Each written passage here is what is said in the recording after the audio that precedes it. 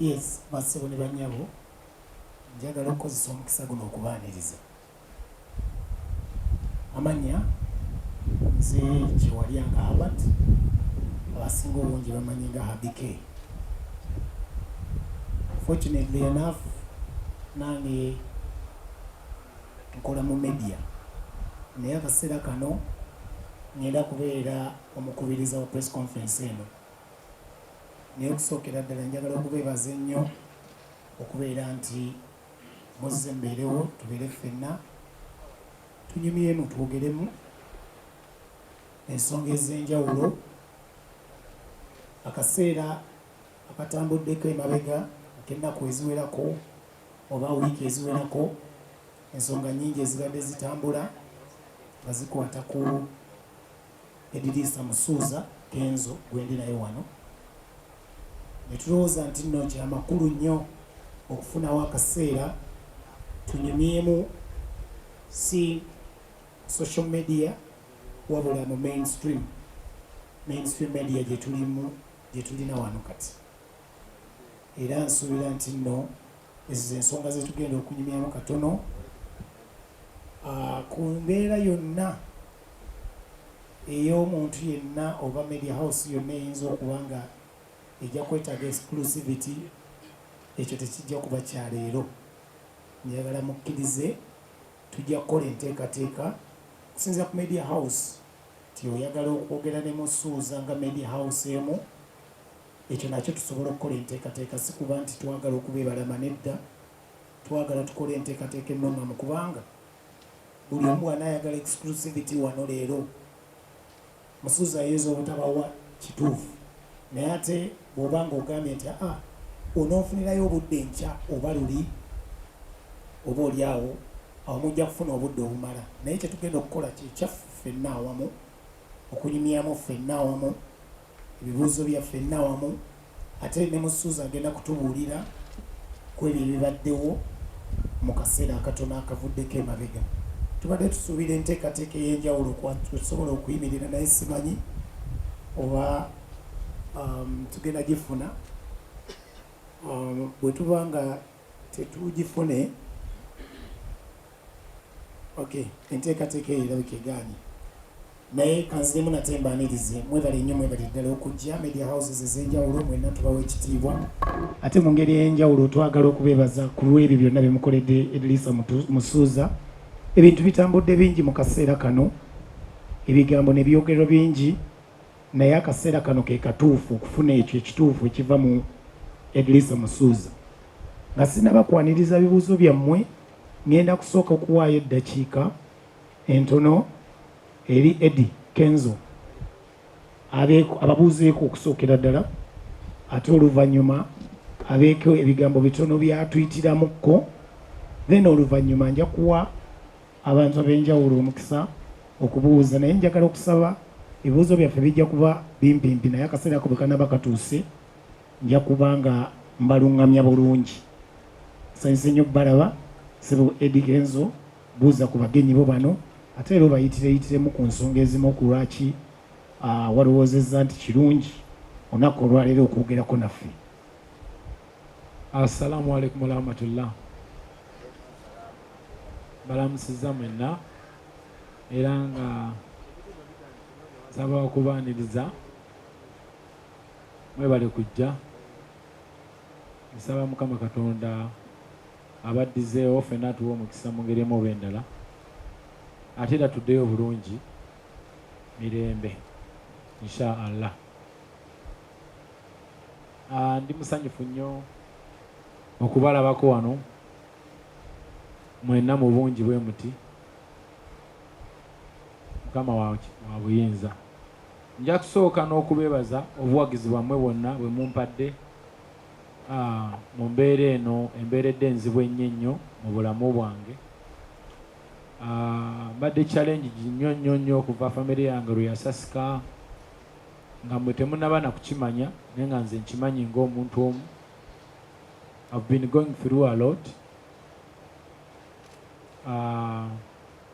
Naye ndi wano, ndi mulamu alhamdulillah. Nebaza Mukama olw'obuvumu bwampadde ate ne mmanya nti buli kimu kibaawo for a reason.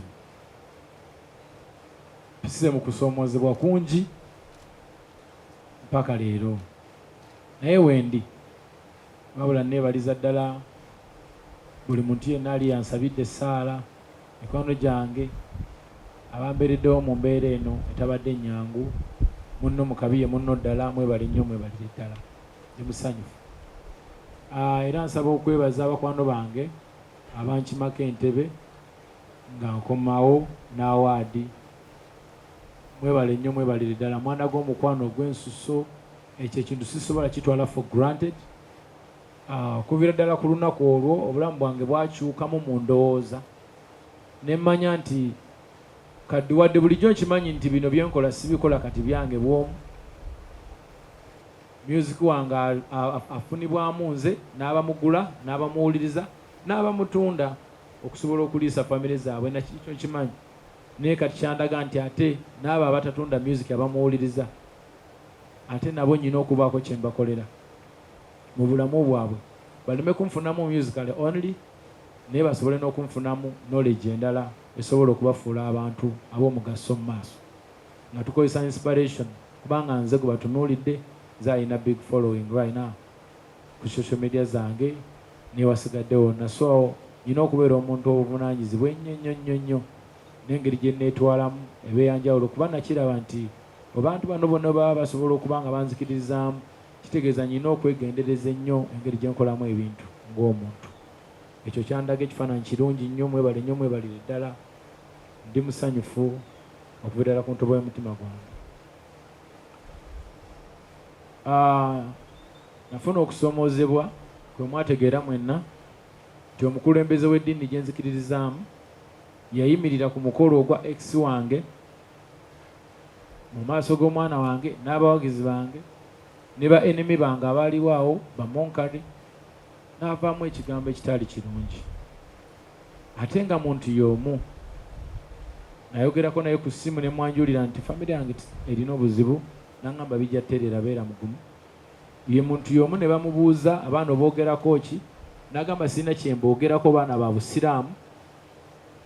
Ate muntu y'omu n'ajja ku mukolo ate n'agamba wawona wali weekute ku kisogasoga, in fact oli musiru genda wase nnyoko. Kati ne ŋŋamba ate gwe nayogera naye ku ssimu, n'aŋŋamba tofayo bijja ttereera. Gwe baabuuza n'agamba abaana ba busiraamu sirina kye mboogerako, ate yagambye nti wawona wakubale kola decision into nakitunulamu nenkifumiitiriza ne ŋŋamba lwaki ekintu kino kiri kiti. Ekintu ekyo kyakasuka ebirowoozo byange wala nnyo. Nali nnumwa okuba nti nvumiddwa maama wange, kuba buli zibu kyenfunye mu nsi eno nkifunyirwa maama wange. Senga yaliwo osanga nandibadde someone better.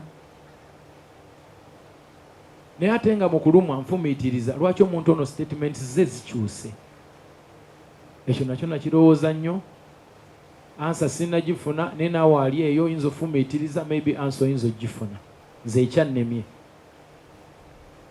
Naye ng'ate mulila nasalawo nsabe Allah antaase musonyiwe, era nensalawo ne musonyiwa, kubanga Allah yasinga okumanya, era Allah yamanyi lwaki buli kimu kibaawo. Ekintu ekyo nze nakifunamu ekyokuyiga, nga wadde bingi bye sinnaba kumanya, sinnaba kutegeera lwaki statements ze zakutuuka ku level eyo, but still I learned something. Namanya bannange be baani, abatali bannange be baani, namanya ensi kye ki, wa gye ntwala ne gye ndaza, era nafunamu ekyokuyiga. Neebaza abawagizi bange, bwe nali ku live nga nkaaba ennaku enzita, nakozesa ebigambo omuli n'ekya gavumenti, where are you? Buganda, where are you? Where are you zaali nnyingi, naye abantu ne bapiikingamu ekigambo gavumenti, where are you, because bampulidde nnyo nga nkomplaining eri gavumenti, ate beewuunya nnyo okulaba nti nze agiyise ku last moment. Kyabeewuunyisa, naye nga mu ekyo nali nnyina okugiyita, nga wadde nkomplaining eri gavumenti, naye ate nkimanyi bulungi nti ye gavumenti entwala. I'm just a complainant as a citizen, but I'm not fighting the government. wabula nkomplaininga ne mbagamba nti siri mumativu wano ne wali mbadde nsaba mukyuseemu naye nga mbadde ebbanga lyonna sibavuma sibalwanyisa siboogerera mafuukule wabula nga mponkomplaininga mu luyimba lwange biwoobe nagimba ne ŋŋamba nti biwoobe eno kubanga era namwe mubiraba omuntu waba asobola okuwanika emikono ate ne basigala nga bakyamukuba nga sirendalinze ekyo kiba kireka kifaananyi kirala mwabiraba. That's the questions we have. Tuba twagala answer sometimes kuva mu bakulu batubulire lwaki ekintu ekyo kibaawo. So mba nkomplainize wabula mba siri mu kulwana gana na gavumenti. So n'olwekyo abantu bangi bansekerera abalala ne bakola ki naye ate ne muvaamu ekyomukisa nti hashtag where you yagenda wala netuuka n'okugjayo attention y'omukulembeze n'agamba lwaki abantu bagamba gavumenti where you kitegeeza ki ne bamunnyonnyola nti waliwo omulenzi gw'olina okulaba akoledde eggwanga ebyamagero n'agamba nti kale mumuleete. Bw'abanga omukulembeze yampita nali sisobola kugaana nga wadde abantu abamu bakitutte bubi kubanga omukulembeze w'eggwanga ye mukulembeze w'eggwanga lino muzadde mu myaka ate mukulembeze mu bufuzi kubanga obufuzi buweebwa Katonda teri bufuzi butava eri Katonda. We have to respect. If you respect God, you have to respect the leader. If you respect parents, you have to respect an elder. I cannot deny the invitation. Mpozi ng'ogamba nti mba mugguddeko olutalo lwa Naggomola. And I don't think I'm ready okulwana ne government nze ndi omu eri state. I don't think I can even win. So sisobola kujemera muntu mukulu ate sisobola kujemera muntu Katonda gwe yalonda. Katonda yamanyi lwaki omuntu oyo waali era akyaliwo. So nali nyina okugenda kubanga okugenda kwange ate kuyamba naddala abantu abanfolowinga ti omwana ali eyo ayegomba Eddie Kenzo bw'alaba ekifaananyi nga Kenzo alina omukulembeze w'eggwanga naye kimuwa amaanyi okukola ng'agamba nange wande ndituuka ku muntu oyo nga nkoze nnyo. It's a challenge to all of us. I think it was a good thing and I thank God for that. I don't think I made a wrong decision. I feel so blessed to meet the president and we exchange something. Nayogera naye nambuuza ebibuuzo byambuuza lwaki onvuma ne mubuulira lwaki ne mugamba era nali sivuma wabula nali complaininga era bwe bagenda okwanalizinga music wange nga temuli kivumo wabula mulimu complain. So awe tuli navaayo namunyonnyola nti munnange nno nze manja era nanyagibwa naŋŋamba ekyo tujja kukimala ne mugamba naye video zenkola ziri expensive nzize ntoba nzekka naye I believe nti si yange nyina we njituusizza kubanga nyina we ntuuka ng'abantu abamu bali tebamanyi nti Uganda nsi era nga bw'obagamba nti Uganda bakubuuza eri Nigeria kiri mu Nigeria oba kiriwa naye ne bategeera nti actually ensi erina ne flag erina n'abantu abalungi abagezi. I think I deserve something. I deserve a token of appreciation.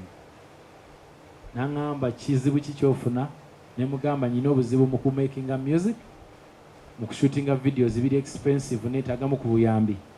Omukulembeze yaŋŋamba nja kukuyamba ne mugamba nti neesinze nzekka n'abalala balina ekirooto kye kimu ne bakyalemeddwa okutuukayo lwa nsonga tebalina ssente zikola bintu biri ku standard yansi yonna. Naŋŋamba agenda kubayamba. Yaŋŋamba ffenna agenda kutuyamba. So byebyo byange awo wetuli wetuyimiridde neyanza webale nnyo